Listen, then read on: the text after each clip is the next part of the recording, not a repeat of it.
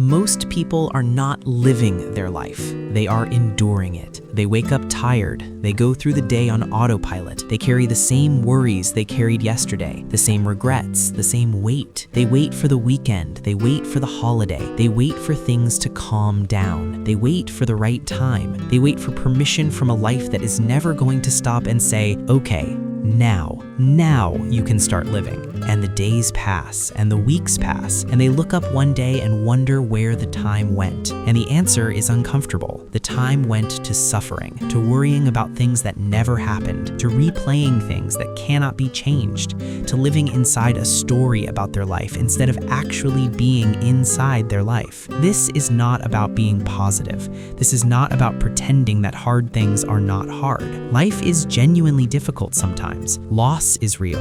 Pain is real. Struggle is real. But there is a difference, a very important difference, between pain that is part of life and suffering that we create on top of it. And most of us are suffering far more than we need to, not because life is cruel, but because nobody taught us how to stop. Pain is what happens to you. Suffering is what you do with it. This sounds simple. It is not, but it is the most important thing you will hear today. So let me say it again. Pain is what happens to you. Suffering is what you do with it. You lose a job. That is painful. That is real. The financial stress is real.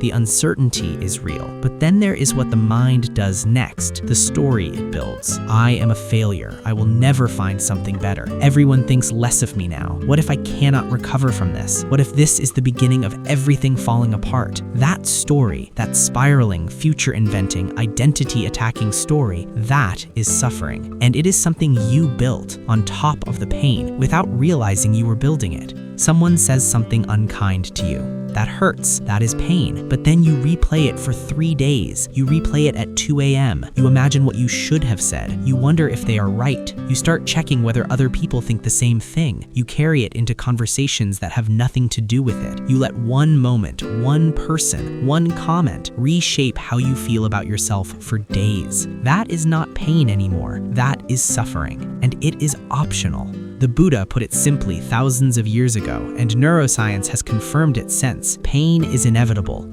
Suffering is not. You cannot always control what happens to you, but you have far more control than you realize over what you do with it, over how long you carry it, over what story you build around it, over how much of your present life you allow it to consume. Nobody chooses to suffer. Nobody wakes up and decides, today I will ruin my own peace. It happens automatically, and it happens automatically because at some point, usually very early in life, your brain learned that worrying was useful, that replaying was protective, that anticipating the worst meant you would never be caught off guard, that staying alert to danger, even imaginary danger, was how you stayed safe. For many people, the suffering mind was a survival tool. If you grew up in a home where things were unpredictable, worrying made sense. If you grew up where love had to be earned, overthinking made sense. If you grew up where making a mistake had real consequences, replaying and self-criticizing made sense. Your mind was doing what minds do, protecting you, the only way it knew how. But here's what happens. You grow up.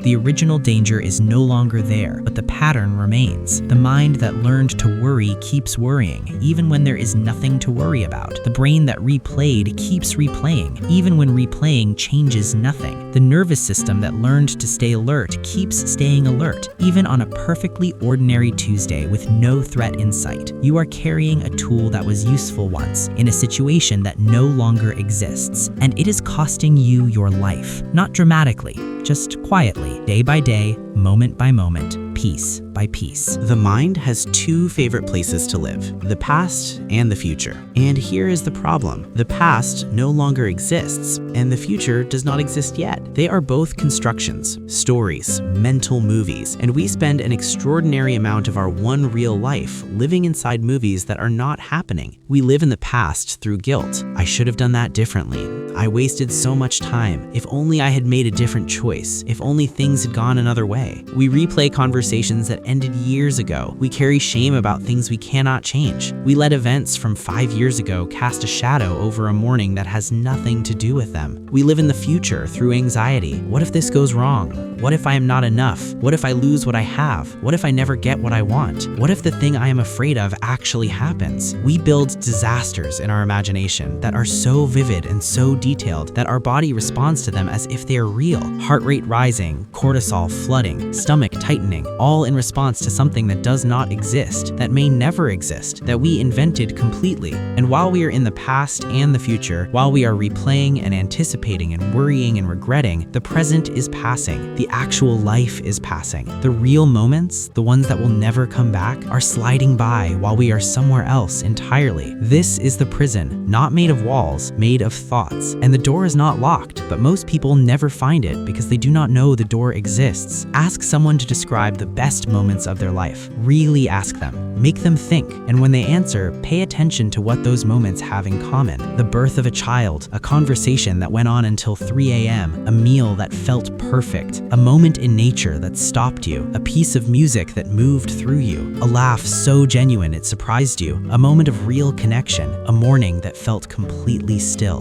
What do all of these have in common? The person was completely present, not thinking about yesterday, not planning tomorrow, not managing their image, not performing for anyone, just there, fully there, inside the moment, not watching it from behind a wall of thought. This is what life actually feels like, and it is available right now, not in some future version of your life when things are finally sorted, not when the stress is gone, not when you have achieved the thing. Now, in this ordinary moment, if you are willing to be in it. The research on happiness consistently shows the same thing. People are happiest not when they are doing impressive things, not when they are achieving or acquiring. They are happiest when they are fully absorbed in what they are doing, when the mind is not elsewhere, when there is no gap between where you are and where you think you should be. That state, that full presence, is available to you washing dishes, walking to the shop, sitting in a garden, talking to someone you love. You do not need extraordinary circumstances. You need an ordinary moment and a mind that is willing to be in it. There is a kind of suffering that does not announce itself loudly. It does not feel like crisis. It just feels like a low hum in the background of your life. A quiet sense that something is missing, that you are waiting for something, that your real life is somewhere ahead of you, just around the corner, after the next thing is handled. I will enjoy life when I am less stressed. I will slow down when I finish this project. I will spend more time with the people I love when things settle down. I will do the thing I have always wanted to do when the time is right. I will be present when I am not so busy. I will start living when I have sorted out my life.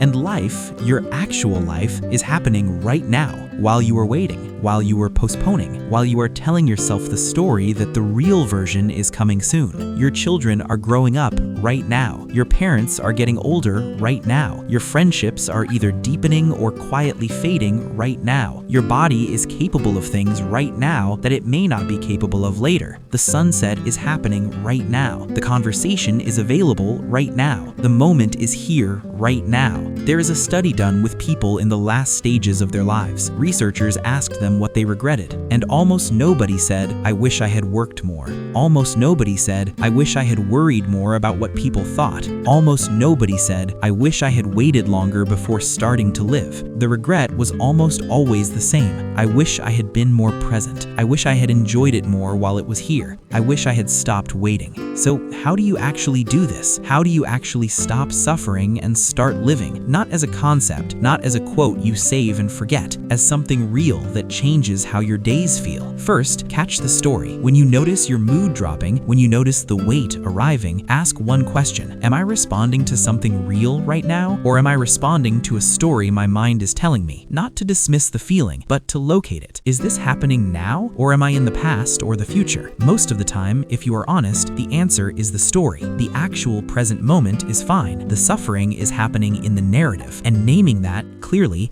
creates distance between you and the thought. That distance is not nothing. That distance is where everything changes. Second, come back to the body. The body only exists in the present. It cannot go to the past or the future. So when the mind is spiraling, drop into the body. Feel your feet on the floor. Feel the temperature of the air. Take one slow breath and actually feel it. Not as a meditation exercise, as an anchor, as a way of coming back to the one place where life is actually happening, right here, right now, this body, this breath, this moment. Third, do one thing fully, just one. Wash one cup with complete attention. Take one walk without the phone. Have one conversation where you are completely there, not planning your response, not half somewhere else, just listening fully. The quality of full attention transforms ordinary moments into something that actually feels like living, and it is a skill. Like any skill, the more you practice, the more natural it becomes. Fourth, stop waiting for the conditions to be perfect. They will not be. There will always be something unresolved. There will always be something to worry about if you go looking for it. The conditions of your life will never be so clean and complete that living becomes easy. Living is a decision made in the middle of the mess on a Tuesday before everything is sorted. You have one life, not a practice life, not a rough draft. This one, the one that is happening right now, while you are reading this, while you are carrying the worry, while you are waiting for the right time, while you are replaying the thing that already happened, while you are dreading the thing that might not happen.